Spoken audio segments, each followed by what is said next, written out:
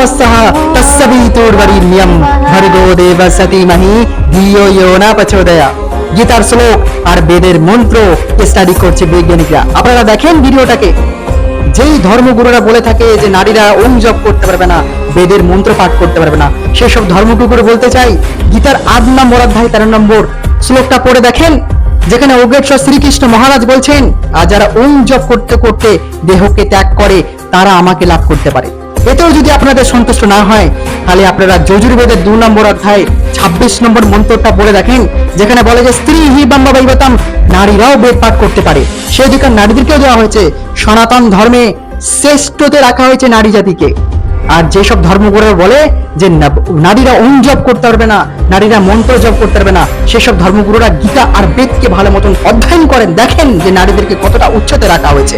আজকে বড় বড় বিজ্ঞানিক সায়েন্টিস্টরা বেদের মন্ত্র আর গীতার শ্লোক নিয়ে স্টাডি করছে।